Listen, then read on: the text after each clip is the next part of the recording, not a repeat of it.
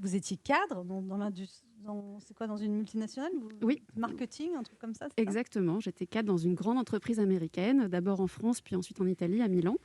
Et puis, vous avez suivi votre mari qui était expatrié, c'est ça, qui avait Exactement. Un poste. Ouais. Vous avez démissionné. Oui. Parce qu'on ne voulait pas continuer à distance, en fait. Non, c'était le genre de job qui est compliqué. Effectivement, en arrivant à Milan, l'entreprise n'y était pas, donc j'ai dû démissionner. Et c'est le moment où j'ai commencé à écrire. Et là, vous avez écrit au départ quoi? Pour voir, J'ai écrit parce que j'en avais besoin. J'étais dans une phase où j'étais pas très très bien dans ma vie. Voilà, je sortais d'un baby blues. J'ai une cousine du même âge qui était gravement malade. Et je me suis dit, si la vie doit s'arrêter pour moi demain, est-ce que j'ai atteint tous mes rêves? Et il y en avait un qui me hantait, toutes les nuits notamment. Et c'était marqué, je voyais ma tombe, marqué Aurélie Vallogne, écrivain. Et je me suis dit, bon, bah voilà, avant de... vous voyez votre tombe la nuit? Bah écoutez, oui, à cette époque-là, c'était ça tout le temps. Ça allait pas très bien, alors. Ça allait très bien, ça allait super bien. Qu'est-ce qu'il arrive ce gâteau d'anniversaire, oui. enlever une bougie. Et donc voilà. Et donc, là, vous aviez quel âge? 30 ans? J'avais 30 ans, ouais. Et je me suis dit, bah en fait... Pourtant, vous étiez mariée et heureuse et amoureuse. Alors imaginez-nous, on voit le cimetière en entier, nous. Oui, tout à fait. J'ai jamais rêvé de ça, moi, c'est fou. Ben moi, j'avais jamais rêvé de ça avant. Et même, je savais pas que mon rêve, c'était d'écrire. Je l'avais oublié. Vraiment, je l'avais oublié. Mais je me suis dit, dans sa vie... Toutes les nuits, pendant, ça pendant, je sais pas, un bon mois ou 2 mois, j'en sais rien.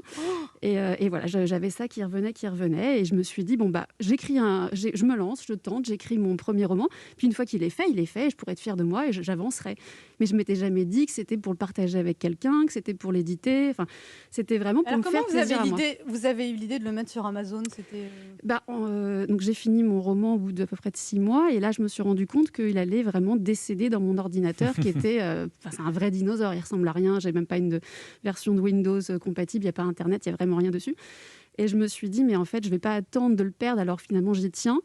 Et je ne l'enverrai jamais à des éditeurs parce que je suis certaine à 100% qu'ils me diront non. Et j'ai pas envie de mettre mon rêve dans les mains de quelqu'un. Donc, grosse confiance en vous, en fait. Toujours. toujours. Non, je doute tout le temps. Et donc, voilà. Donc, je me suis dit... Donc, le premier roman s'appelait comment? Mémé dans les orties. Donc là, vous le publiez sur Amazon et je le publie sur Amazon. Et je reprends un travail à ce moment-là, en juillet 2014.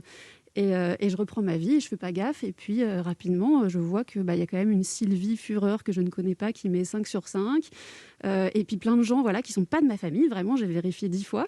Pas des amis de ma mère qui s'emparent du livre. Et puis, le bouche à oreille commence comme ça, avec des inconnus. Et rapidement, je rentre dans le top 20 de cette plateforme qui est donc Amazon. Et là par exemple, sur 2,99 €, il y a 2 € pour vous. Oui. Et là, vous en vendez combien sur Amazon? 25 000. D'accord. De quoi se payer une belle pierre tombale. Et un beau gâteau. La mise en bière a été parfaite, vraiment.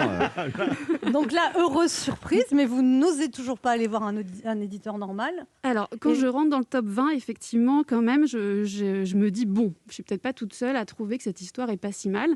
Et je l'imprime en 4 exemplaires et je l'envoie quand même depuis l'Italie à 4 éditeurs parisiens.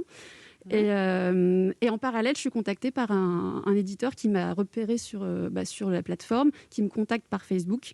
Et donc, j'ai la chance un peu extraordinaire d'avoir 2 éditeurs qui, la même semaine, m'appellent. Donc, ça, c'est Michel Lafon qui vous repère sur Internet. Exactement. Et dans les 4 que vous avez envoyés, il y en a quand même un qui vous a appelé. Exactement. Et après, il y en a 2 qui m'ont fait des belles lettres de refus comme j'avais prévu et un qui n'a jamais répondu. Donc, je lui passe un petit coucou. On les embrasse aujourd'hui. Voilà, on les embrasse. Ils ont eu du nez.